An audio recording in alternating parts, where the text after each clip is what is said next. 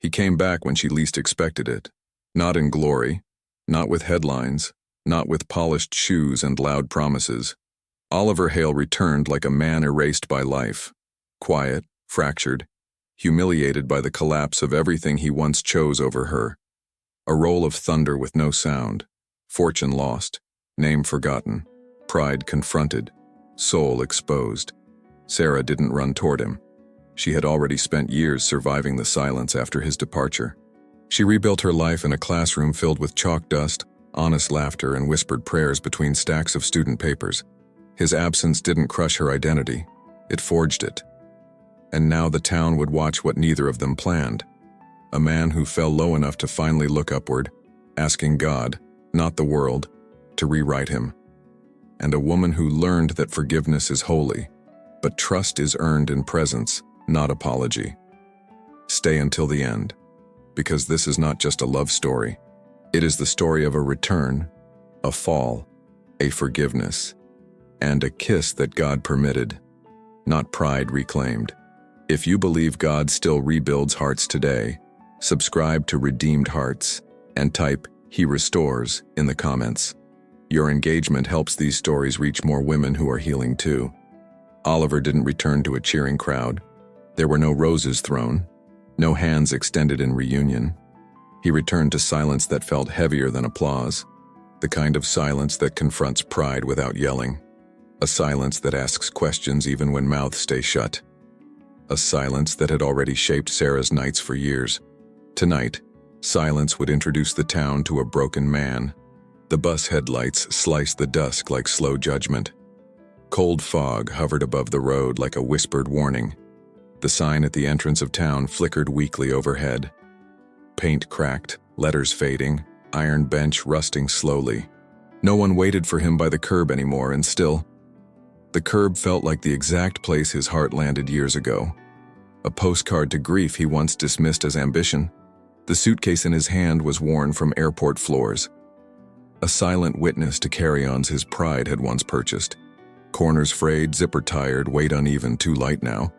This suitcase used to carry contracts and bragging rights.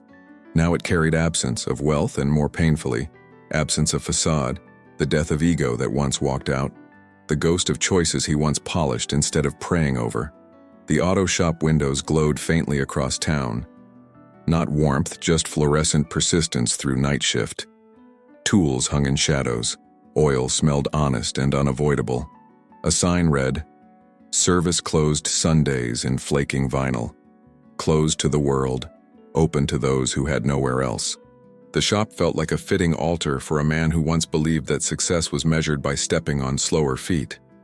Sarah's porch light was warm and glowing in amber tones. It was steady, like mercy without invitation or obligation. A small potted olive tree sat beside the steps, slightly wilted. Its leaves quivered softly in the cold night breeze. The house didn't know he was coming, didn't prepare, and yet, the warm light looked like a sentence completed, for a love he once chose to edit out of his own story. Inside her home, Sarah was grading papers late as usual. Chalk dust still clung to her cardigan sleeves like routine.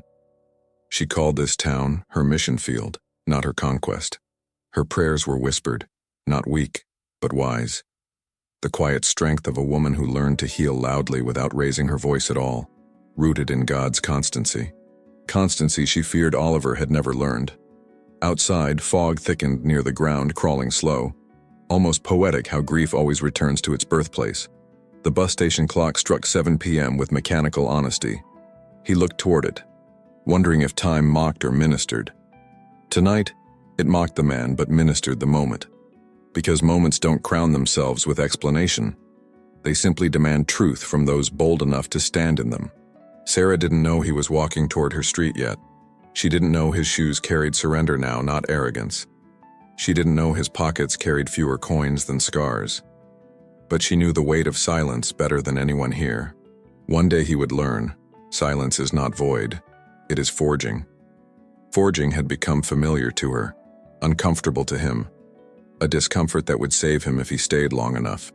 The wind carried the scent of rain long before the drops arrived. It brushed Oliver's coat sleeves like reminders too early. Sarah always recognized storms before they made impact, before rain, before confrontation, before heartbreak spilled.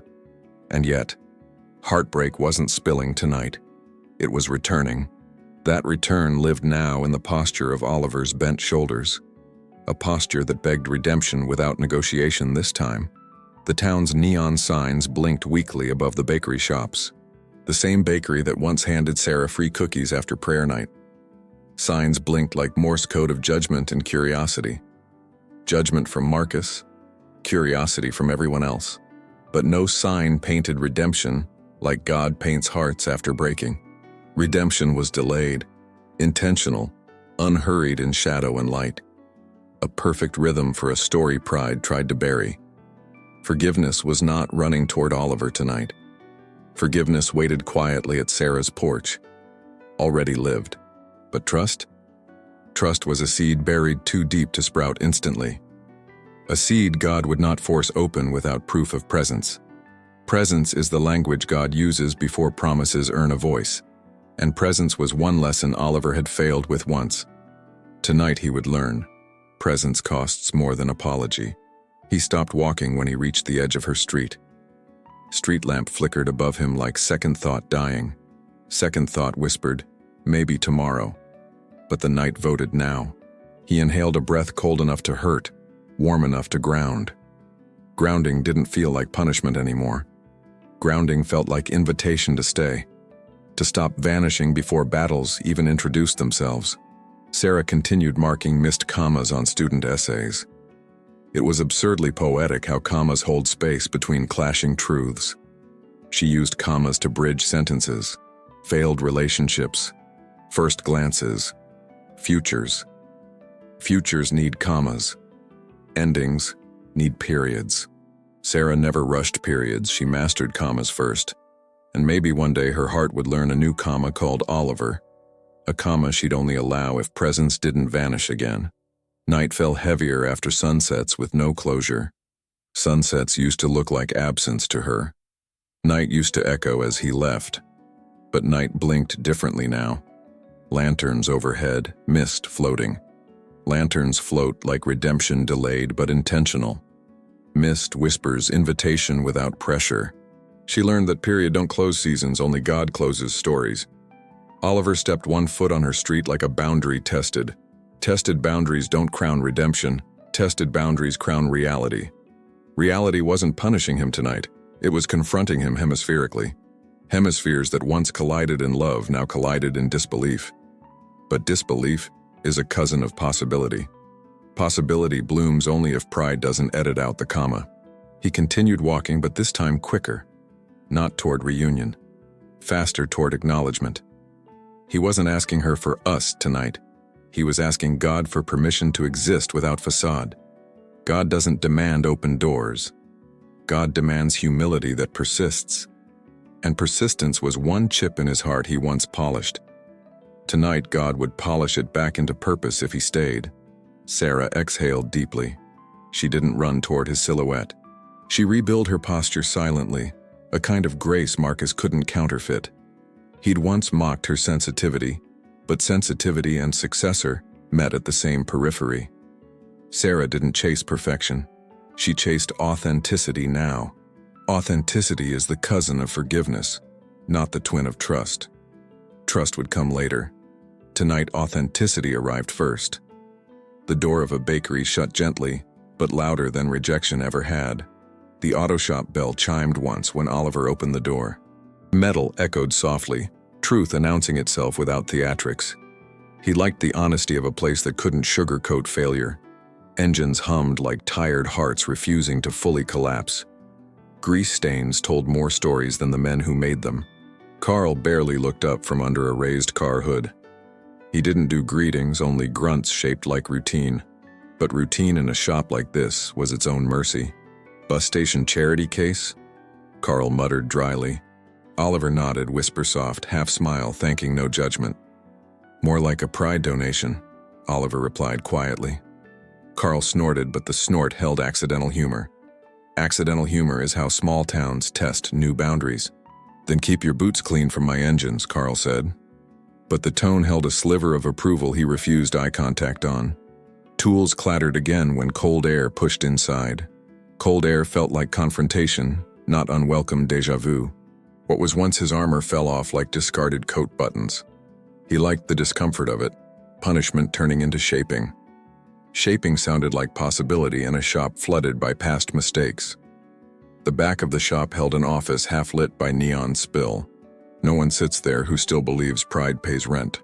He placed his suitcase beside the desk like surrender placed physically. Sarah had once stood behind countertops like that too. Unhurried stance. He wondered if neon ever learns golden redemption tones like fireflies. Sarah crossed the town square the next morning toward class. She carried supply donations for the children's center after school. Her boots clicked quietly, compassionate footsteps ignoring judgment corners.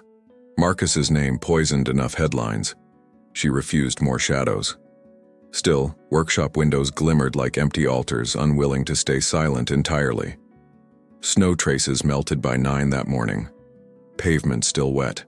The vibration of the market felt like towns that never healed passively.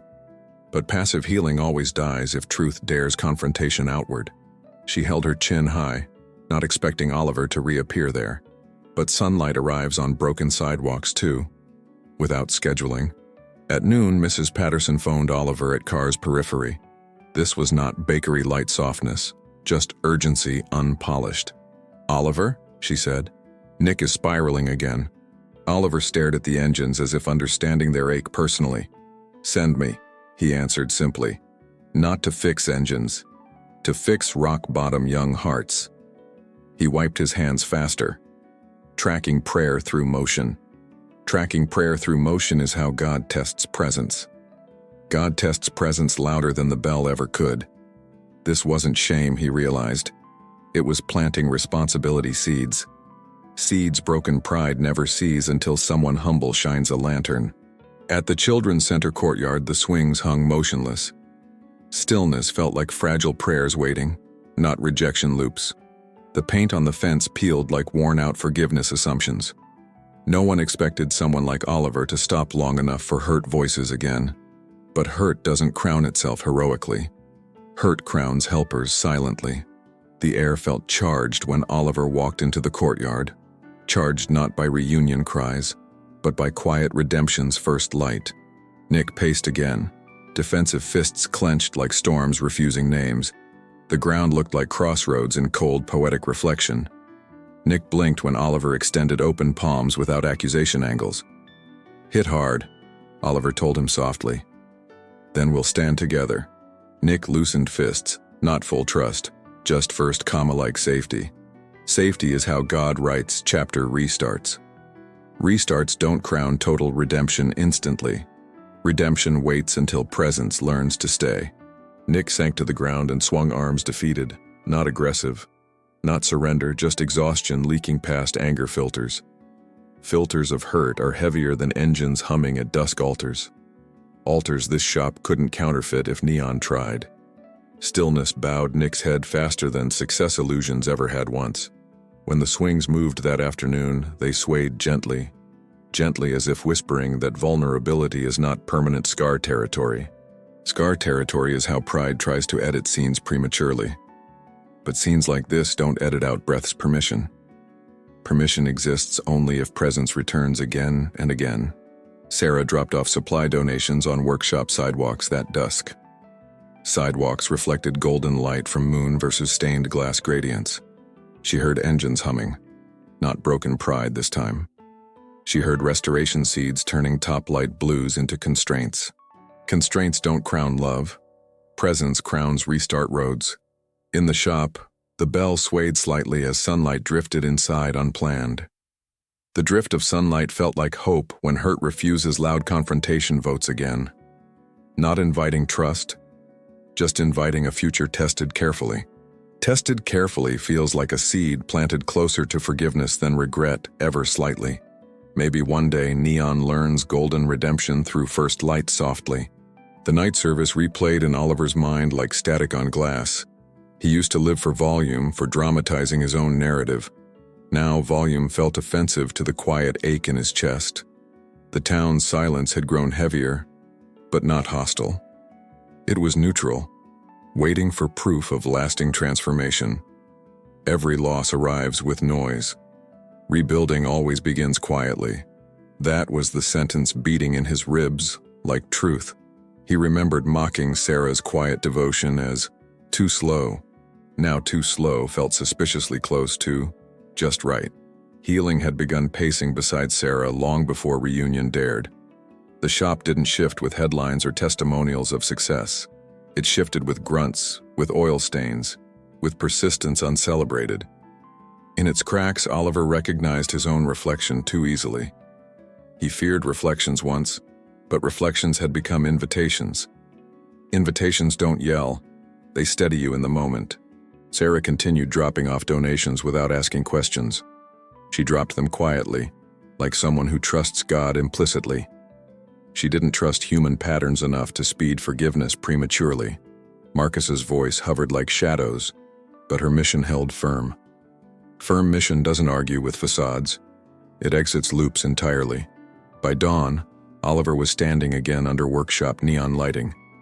His shoulders knotted with exhaustion, eyes shimmering like mixed headlights. Not storm noise. Soft vulnerability. He barely recognized once. The workshop saw enough lies in polished shoes already. A quiet crossbeam overhead caught his eye like first light preschool images. He knelt beside inherited engines, not praying for contracts anymore. He prayed for courage he feared lacked permanence in his chest. Maybe permanence doesn't arrive in microphones or viral declarations. Maybe permanence arrives when a kid asks you to stay mid-storm. The weight eased when he stopped editing his posture for approval. Sarah crossed town again for a staff meeting with Mrs. Patterson. She carried supplies stacked tight in cardboard, her steps confident but soft. The children's center lights glimmered through frost and fog gradients. Gradient light inspires more than loud confrontation ever could. The courtyard bench looked ordinary, still holding space between narratives. Nick was spiraling again, anger flaring like sparks off engine bolts. Bolts once loosened for contracts, now loosened for carrying mid-storm palms. The phone buzzed urgency but not headlines. She saw patterns once, but patterns are unhurried scriptures of truth. She walked out the door firmly, not looking backward and not vanishing forward prematurely. When Oliver reached the courtyard, his coat sleeves streaked with oil. His breathing trembled, but his feet stayed steadier than past airport floors. Nick paced again, defensive fists another wall to forgiveness unwelcome. But walls lose effect when someone stands without threat. Negotiation. Negotiation is pride's favorite cousin. She recognized once, not aloud now.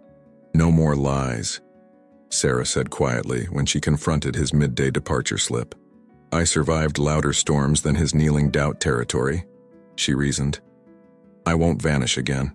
Nick blinked when he saw her stand mid-storm glow with cracked petrol sign light gradients. God writes altars not in neon certainty but in persistence. He remembered kneeling again like déjà vu refused landing spot in regret. No, this was surrender, positioned inches apart for conflict stakes no actor read in captions.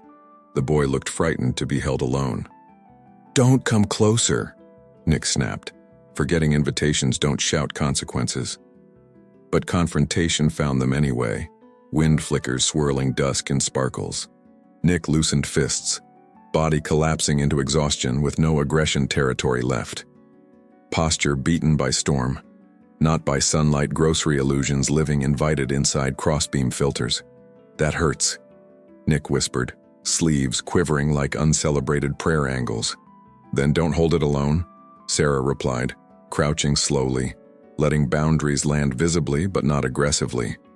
Boundaries crown truth, not apology. Hymnals stacked quietly on the altar seemed lit by candle bouquet bouncing softly. Basketballs rolling through breezy tension can't buy healing instantly or counterfeit shadows. She overheard workshop engines humming like communal unstable orbits rotating despair with sudden spiritual awe. Swings behind them moved gently, not mocking mistake loops, just echoing presence. Presence is heavier than apology slightly ever could be. For the first time, he wasn't scared of her presence near stage lights or bakery glow reflected once. Bakery glow upholds redemption and memory, not period closed. Prematurely hope chest never held uncelebrated. Mrs. Patterson's voice trembled protective concern once heard. Not cold aggression ill-fitted orbits shadowing sidewalk dew gradients. He exhaled a thicker breath, nodding at her honesty without argument back pew regrets. Regret bowed his head, but awe held his breathing steady enough to stay. The courtyard bench sat empty behind them like tradition honoring testimony's different pacing. No people, just memory, leaves scattering softly illuminated by lantern spill gradients. Sometimes stationary scenes tell more than the actors we try to insert. The silence between them was no longer emptiness, just deferred resolution. Deferred resolution is how God writes full stops carefully for futures. Later that dusk, workshops glimmered brighter. Not volume, just renewed current boundaries implied quietly but not aggressively. The town felt familiar again, quiet gratitude replacing cold, poisonous voices. His footsteps echoed with a softer sound now, not performance but choice. Choice settles like frost, not infection. Frost melts slower, but melts truthfully. Sarah crossed town again, carrying olive supply boxes under morning gentle contrast of sacred verses, cold gradients behind workshop lights. Lights tell more stories when past shame meets future identity silently forged again. Forged identity doesn't ask for applause. It simply stays, returns, and kneels again when storms choose confrontation outward. This chapter crowned not the perfection but the courage to not vanish again. When he stood from the knees this time, wind brushed his coat, tracking reconciliation not as conclusion, but crossroads. Crossroads felt like God delimiting chapter orbits to identities rewritten quietly but truthfully. And photographic dusk held no reaction banners, just mist rising thin enough to show possibility exists softly, but not aggressively. He inhaled deeply, quietly, and stayed long enough for redemption to finally pace beside him. The church door closed gently after Oliver's confession days earlier, but the town hadn't closed its eyes on him yet. Redemption takes longer than first light but moves if the heart stays kneeling. Some people carried mercy in nods, others carried suspicion in distance. Judgment wasn't loud, but it was present. Marcus, however, preferred his judgment served fresh and vocal. He treated Oliver's fall like a town spectacle, not a soul rescue. Man comes back humbled when love already left town, Marcus mocked casually. Sarah heard whispers in tonal contrast, but watched silently with boundaries firm. Firm silence speaks louder than mockery ever could. She crossed the square carrying donated books for the school fundraiser. Book pages fluttered slightly in her arms as wind carried dusk's chill across sidewalks. School windows glimmered warmth without applause scheduling, posters taped carefully. Marcus trailed behind enough to hiss. She's too soft for helping a pride donation. She ignored his axis successfully. The riverbank bench sat empty under morning sun soft enough to bruise stone further definitions. She studied the light, not the exclamation of apology but the comma of presence cost. She didn't rush forgiveness. Rush is how pride edits seasons prematurely. Chloe remembered overhearing him rehearsing periods like decisions not allowed yet. And Dawn tasted carefully measured. Snow traces still melted across cobblestone paths leading toward her classroom door. The vibration of the fundraiser crowd felt different depending on who carried the story. But Sarah carried truth quietly, sleeves dusted chalk reminders from school nights. Nick's laughter floated through windows like routine safety God writes before explanations. And explanation is trust's cousin, not forgiveness's twin. One afternoon, Mrs. Patterson stopped Sarah by the hallway near donated supply boxes.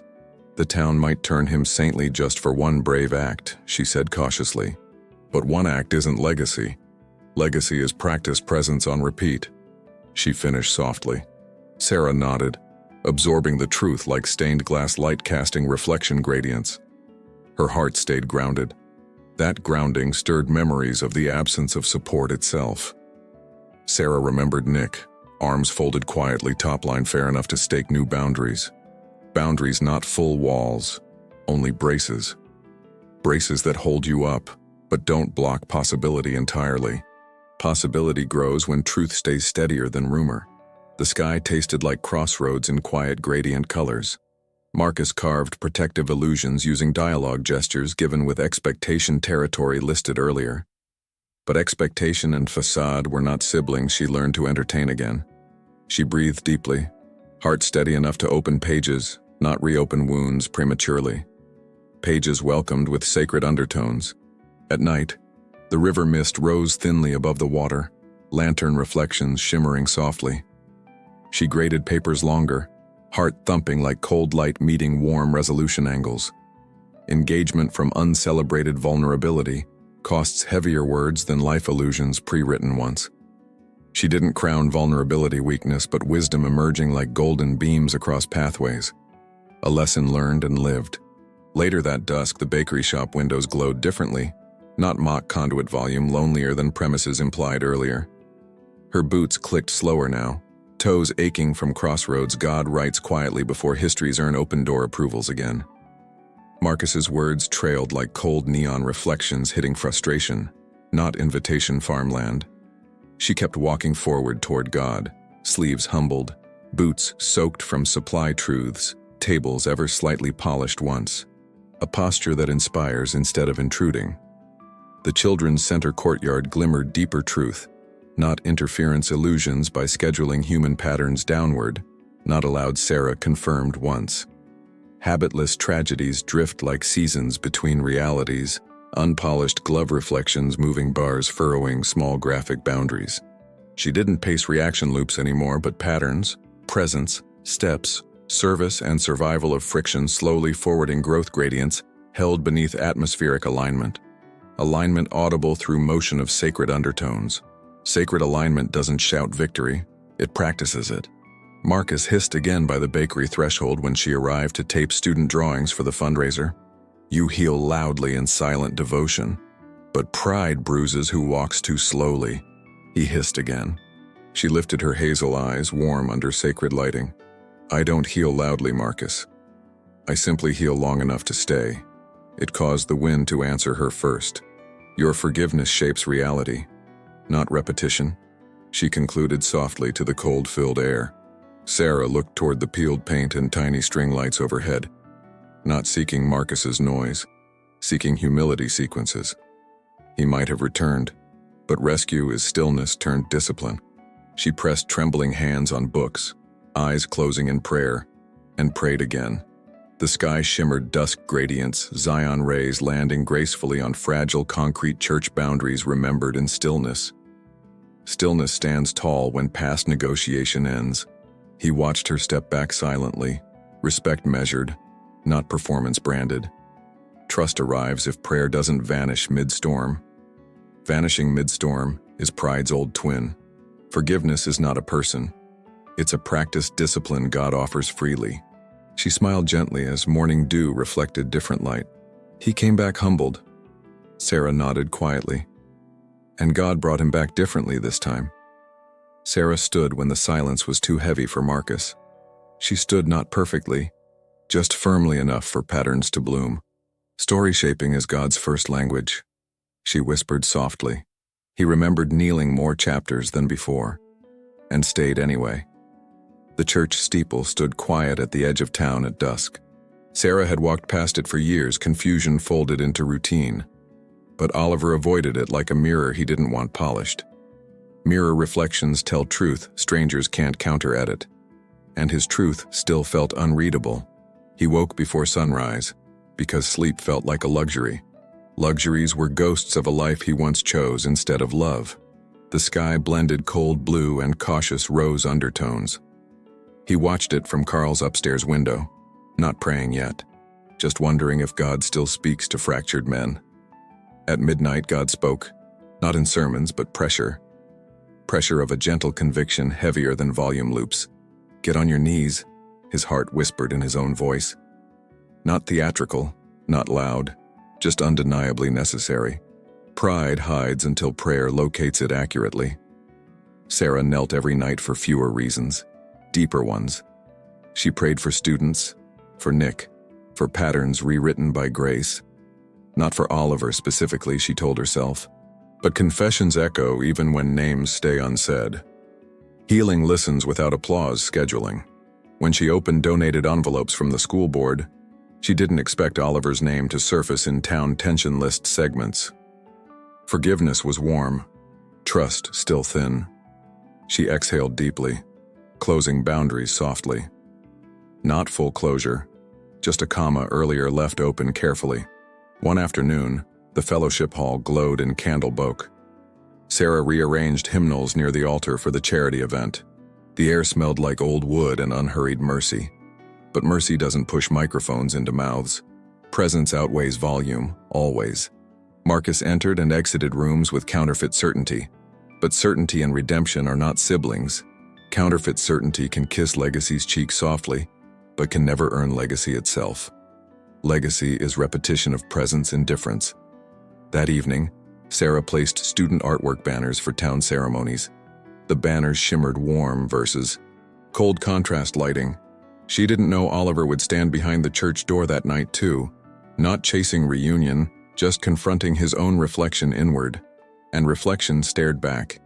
He gripped the pew until shame no longer felt optional. Optional shame is pride's favorite uniform. But kneeling shame writes seeds of humility forward. Seeds waited like open pages while wind carried dusk gradients. He stood anyway. When he reached the children's center weekends later, Mrs. Patterson told him, "Fail loudly, but pray quietly now. Prayer crowns messy men first, legacy next." Nick's eyes followed ground patterns kindly enough for growth. Growth feels uncomfortable if pride edits the comma out. That afternoon, sunlight drifted thinly across the courtyard. Not warm enough to crown victory, just enough to illuminate choices. Sarah overheard engines humming. Not pride echoed once. Restoration sounds quiet, not weak. Quiet is how God fights first. Oliver knelt alone in the church after closing time politely ended. His shoulders shook, but not from Marcus's accusations anymore. They shook from conviction he didn't rehearse theatrically.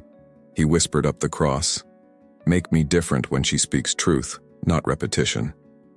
Repetition answered silence. Sarah stepped into the hall carried by evening light softer than cheap resolution angles. Cheap resolutions die like banners hung by counterpart talons. Her breath visible in prayer on contrast riverproof bokeh windows. She closed her eyes, whispering a single unannounced wish.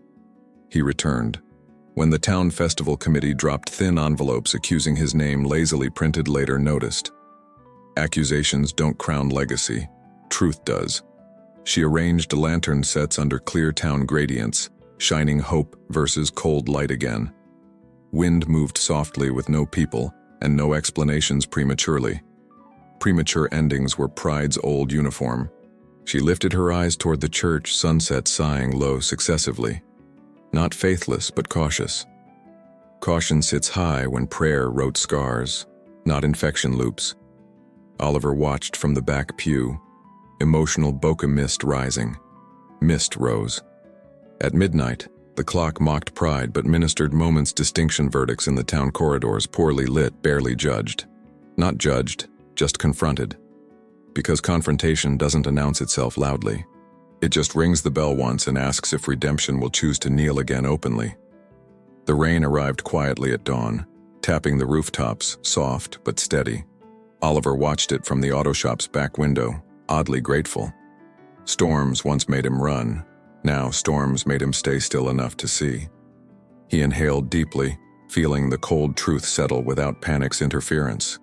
God meets a man where his excuses end, not where they sound convincing.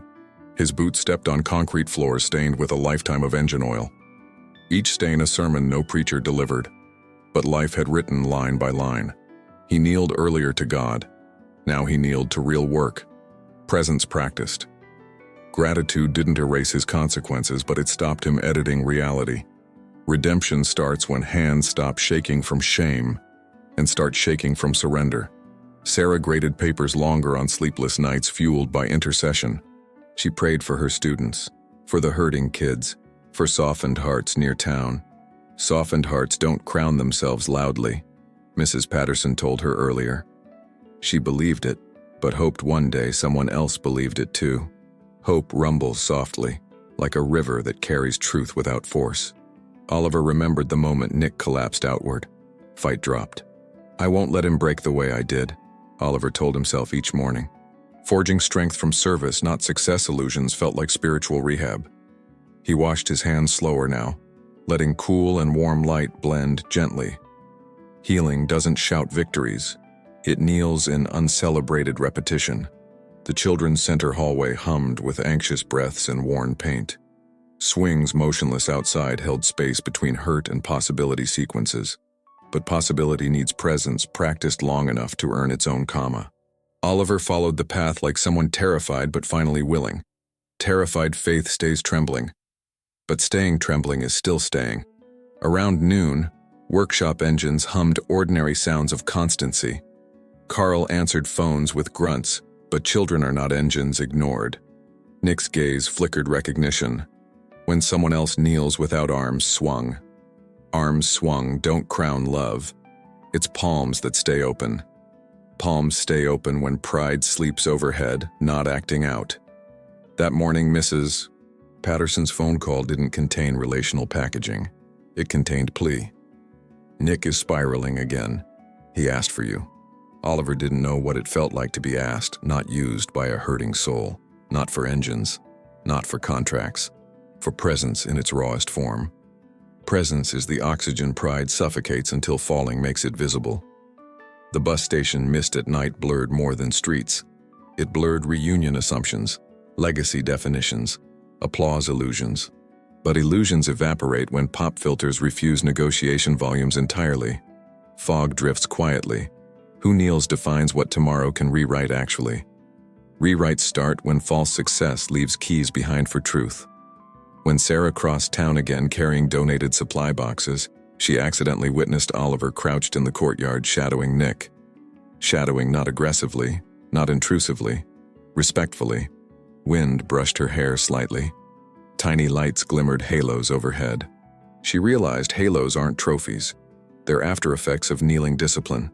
At dusk, market neon flickered accusation contrasts painted cheaply once.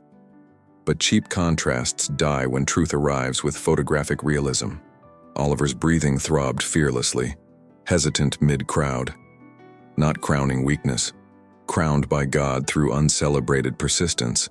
Sarah watched silently, boundaries firm, but heart trail respectful now. You don't get to do this again, she'd told him at the bus station. No lecture, no us. Only truth bold enough to forbid his vanishing decisions. Vanishing decisions poison people. Staid decisions confront reality. Reality might hurt, but hurt held alone becomes bitterness. When the bus pulled away, exhaust hissed a harsh, cold, familiar rejection. Sarah survived louder storms, but storms held alone poisoned faith brutally. Forgiveness stood by market stickers, but not period closed prematurely. He inhaled deeper breath, trembling fingers gripping lifetime tersely. She closed her eyes, whispering, "Thank you for staying when pride voted to run." "I promise you won't run when it gets hard," he'd told her. Not bargaining perfection, bargaining presence's costly oxygen. Presence bargained becomes performance. Presence lived becomes legacy. Legacies are not bought. They are bled. He wiped his face, hand slipping to temple, accepting humility as discipline. The Lantern Festival Committee worked weeks later to set different decor. Decor elevates atmosphere, but not storyline oxygen of forgiveness. No coin crowns love unless humility first kneels childhood periphery. Mrs. Patterson recognized patterns that shaped exhausted men, saintly sequences. Service retells redemption, not headlines, she reminded Oliver quietly. One late afternoon, pastel gradients touched the courtyard gently again. But gentleness isn't weakness when the story has kneeling involved. Oliver's pockets carried coins and scars, but Sarah no longer flinched. She flinched once, maybe twice, but for the first time, discerned correctly. Correctly flinching is wisdom, not rejection. For the first time, Marcus's headlines shadowing sidewalk dew filters refused smoothly rotation loops closing bakery doors earlier. He wasn't faithless, just cautious, and cautious is not weak when weak would be believing time heals what you must talk through. She didn't rush trust, but trusted God could finish what he'd begun. Beginnings taste like gentle current. Not infection. I owe this town honesty. Oliver finished by Mike days earlier. Honesty uncomfortable to pride, but not to newly surrendered hearts. Sarah watched not for victory banners, but pattern shifts in his presence. Patterns don't shout. He returned. They whisper. He stayed. Stayed is God's first correct step. Narrative momentum doesn't crown itself instantly. But when futures align footsteps without vanishing filters, fates begin. God writes future altars not in microphones, but in repeated discipline. She didn't know his name returned as oxygen of narrative tones whichever have bled. But she knew he had stayed. Oliver kept walking to the auto shop every day, even when rain blurred the street. The town watched with curiosity, unsure if change would last this time. He worked quietly, tools clattering like a man learning humility by repetition. No headlines, no speeches. Only a man who refused to run from discomfort.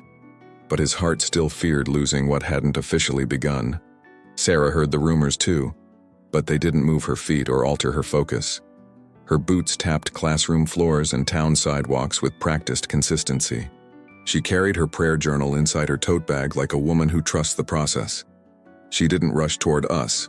Rush is pride's favorite costume. Her heart opened slowly and wisely, like a lantern lowered into darkness without burning. One late afternoon, Oliver reached the bus station like déjà vu, knocking politely. He didn't step into escape, but the instinct flickered like static once again. He watched the bus idle, door open, exhaust hissing like old endings. 7 o'clock struck. His ribs throbbed shamefully, but shame isn't fatal. Fatal would be vanishing before truth could vote. The church door glimmered warmth from stained glass more permanent than rumors. He knelt today for different reasons. Not for perfection, but presence that costs heavier than apologies. He reached for God quietly again. Let me stay when it gets messy, not repetitive. And that prayer sounded almost like a vow, thin, necessary, but honest.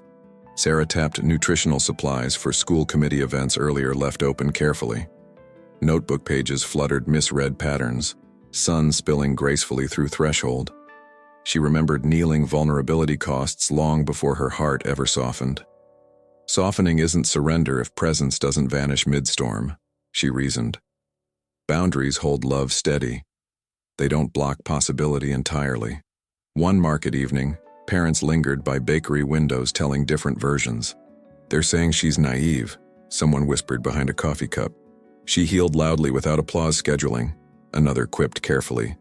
But bakery glow can't counterfeit healed identities, just remembers them. Forged identities don't argue. They just stay long enough for patterns to reveal God. Nick's voice cracked the fogged air earlier. It hurts. Oliver vowed truth. Then don't hold it alone.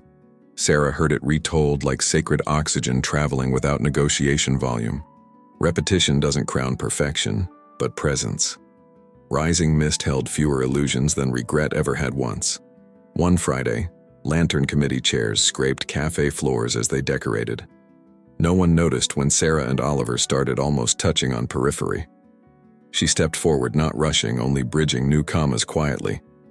He watched her lift her chin with a bitter but sacred choice. You don't get to do this again, she said once. Not performance. Truth. The rain outside blurred stone, postcards, nostalgia, and ego's silent fall. Fellowship Hall lights shimmered behind market stickers of judgment once overheard. He wanted to grow into someone who stays even when shaken. Maybe that was why God kept making him cross her street again. Because crossroads teach presence better than sermons do. One Saturday, donated childhood art hung on peeled paint library boards. Oliver paused mid-corridor, sleeves streaked, heart remembering. Sarah barely breathed when she heard those footsteps. I'm not asking for a title, he said. Then stop giving them the power to define your faith, she finished quietly. He felt her next words land without curse, infection, or headline aggression. This path might heal you, but only if you refuse to vanish from it again, she reasoned. He gripped the sidewalk reflection, learning gratitude without negotiation. Not kneeling in pitiful illusion, but kneeling in truthful reversal. He didn't buy trust, but he could stay long enough to earn it. God doesn't write open doors, it asks who is brave enough to knock again, she reasoned. He swallowed the truth, heavy enough for a first correct step. She didn't look at him the way she used to. He feared that. But fear is the ink God uses to draft redemption arcs. Redemption arcs don't crown invisibly.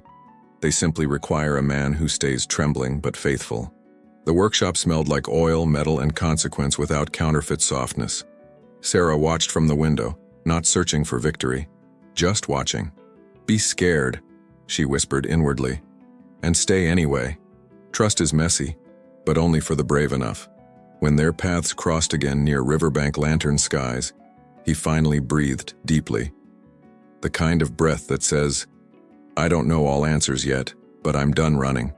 She allowed a small smile, not approval, not rejection, just a marker for future sentences perhaps containing his name. The sky blended warm and cool gradient lights above classroom student artwork boards. No one saw the private vow nestled silently between commas. She didn't rush toward his silhouette, but returned his presence quietly. Quiet is how love begins after breaking, and beginnings taste sacred, but still uncertain. The olive tree leaves fluttered more like possibility, bled carefully, not like infection. He wondered if tomorrow would mock or minister. Minister, definitely minister, because a man who finally stays trembling is a man who finally trusts God could finish him too. At 7 that night, the rain thinned and street lamps sparked gold like blessing. "I especially owe an apology to one," he whispered one more time. "He didn't drag us into the light. But light arrived anyway. Because light always arrives when pride falls silent." Sarah crossed her street again, not performance, not drama, not expectation. She simply crossed. And crossing felt like the beginning of a story finally allowed to breathe. The river carried sunset's last confession into the water softly again. This time Sarah didn't pray for closure. She prayed for clarity and courage. God writes conclusions slower than pride ever edited them once. A lantern glow drifted across small-town clay-pebbled riverbanks near Briar Creek, and now the silence between them felt like invitation, not void. Oliver arrived before dusk, fully surrendered, jacket smelling engine honesty. Coins few, scars many, pride gone enough to be replaced by presence.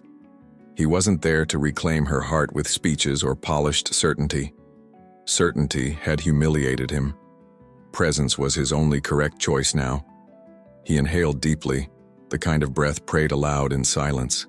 Sarah was arranging lanterns for Sunday festival donations, not expecting reunions. Expectation sabotages healing. Boundaries save it like punctuation marks. It wasn't rain that blurred her view anymore. It was weight of recognition. Recognition isn't possession. It's acknowledgement of cost paid quietly. Quiet costs more than applause, but heals deeper than silence held alone. When he stepped fully onto her street that evening, he didn't rehearse disclaimers. He rehearsed surrender, oxygen returning, lungful by lungful. No one edits God's commas as elective illusions once purchased faithless. She heard footsteps behind market benches poorly lit by dusk reflections. Reflections ask questions without microphones. He restores what pride destroys, Sarah whispered inwardly, adjusting perspective subtly. Not a sermon, a compass to faith's next correct bodily movement. Aidan once said sunsets flicker like future letters blending pain and presence. One correct step is not victory, it is direction. Direction begins when facade packs its suitcase and mercy answers. Briar Creek nights were colder after paternity artful breakdowns earlier implied, she said. School committee chairs scraped floors and funeral bouts tasted undone. But undone grace stayed fearless enough to hold possibility without rushing supervision. Supervision is what pride once purchased when love was mistaken for conquest. Conquest died at the bus station. He exhaled, watching frost on the pavement not as metaphor but teacher. Teachers don't demand perfection. They simply require you stay without condition. Tiaojian that crowns God's edges, not expectations' end. Maybe she prayed for him more easily, because he wasn't asking her for answers now. He finally understood the difference. One afternoon, she walked to the church donations hall with supplies stacked in thin, resolved glory. Glory whispered for performance, not legacy. Legacies happen when someone doesn't vanish mid-criticism. Criticism flaked paint like bus station benches was denial territory invested earlier. Not anymore. Oliver reached the church door alone, cold neon behind him, warm chapel lights reflecting. He realized chapel lights don't test, chapel lights reveal. Reveal coin scars and presents courageously. Rent due next week, Carl's note read. He accepted it like truth that ministers. Sarah didn't look away when he dared walk down her river steps again. He feared reading her face. She feared misreading his currency. Currency of love returns humbler when God writes poetic license, not illusions. A tear suspended on his lashes confirmed not aggression. Then hit me hard, he said. She blinked carefully. Forgiving his past, not financing new damage. He didn't chase us, she noticed. He chased God forward in repetition. Repetition heals. The church courtyard outside glimmered. Lantern Festival night implied swirling golden lights. He didn't perform prayer, but prayed outward, clattering Germany pins. Sarah saw the cost in his hush and presence, not perfection. I survived louder storms than his illusions ever could collapse, she reasoned. Be scared, she whispered. He swallowed hard, choosing not to run, because running is the enemy of redemption. Redemption doesn't crown itself instantly, but it crowns presence lanes first. He turned toward her doorway, eyes shimmering like alley rain seconds earlier. But seconds earlier had now become choices. He stepped back from the bus door. Lantern committee preparations hummed quietly at the hall near river lights, blending warm and cold play.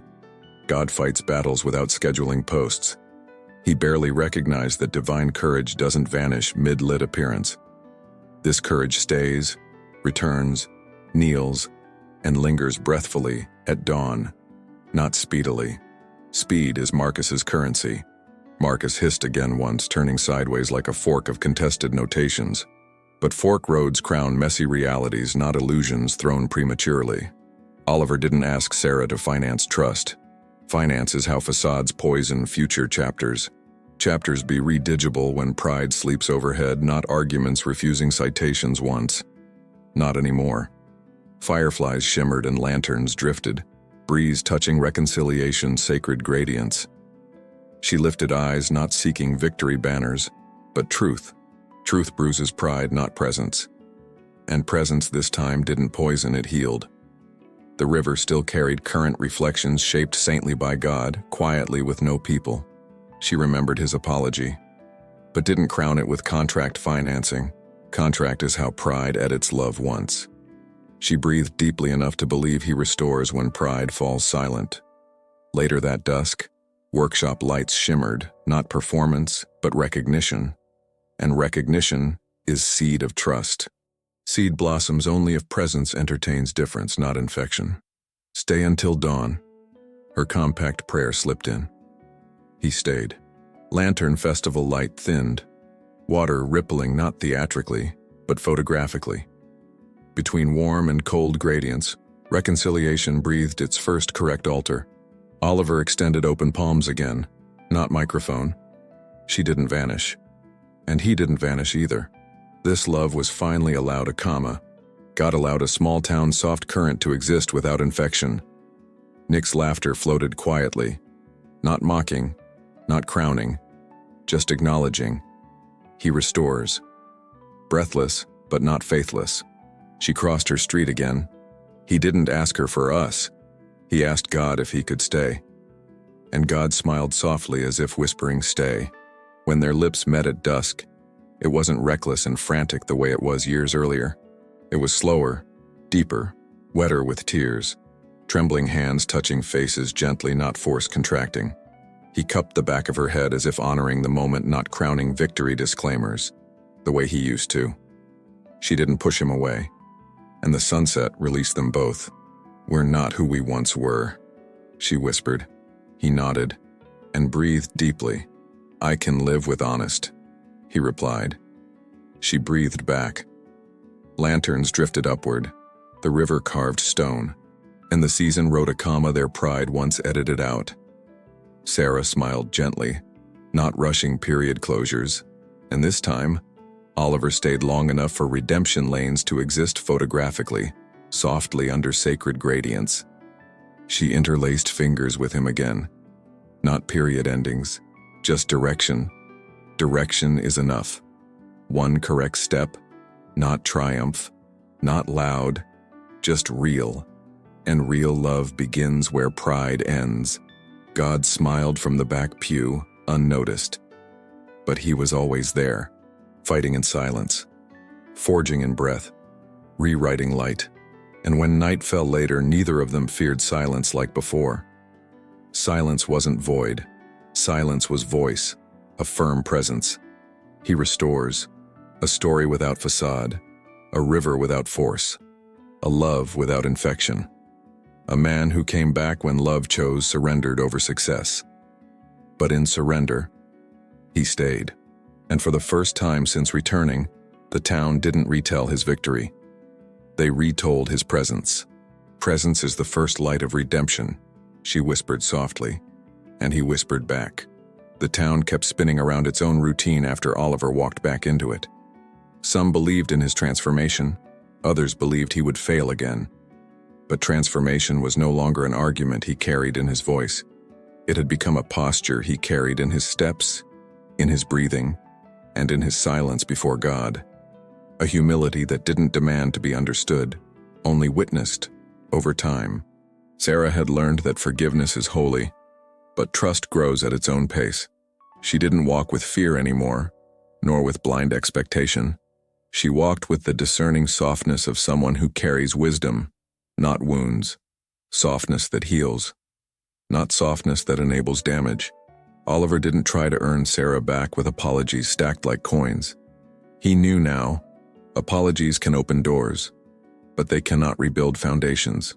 Foundations are built on presence, on constancy, on choosing to stay when leaving feels easier. And stay he did, trembling but immovable in God's corridor of rewriting. Their kiss by the river hadn't rewritten their past, it had rewritten their direction. And direction is where God begins his finest restorations. Not in grand proclamations, not in perfection, in honesty that stays kneeling even when rain hits. When night finally returned, thin blue, sacred gold, mist rising softly, Oliver sat by her porch again, not asking for us, but living for God's rewriting. And Sarah, for the first time, sat beside him, not trapped by memory, but choosing future commas gently. Their hands interlaced, not recklessly, but anchored enough to stay. Their foreheads touched, not claiming victory, just surrender. Their lips met, not patching the past, but planting tomorrow's currency in presence. The river carried lanterns upward that night with no headlines attached. The town admired the lights but missed the deeper moment of rebuilding. Rebuilding isn't performance. Rebuilding is discipline lived quietly, without begging for applause again. Because redemption didn't arrive to crown their love perfect, it arrived to crown it possible. And possibility blooms only for hearts brave enough to not vanish mid-story. If this story touched your heart today, don't scroll past it in silence.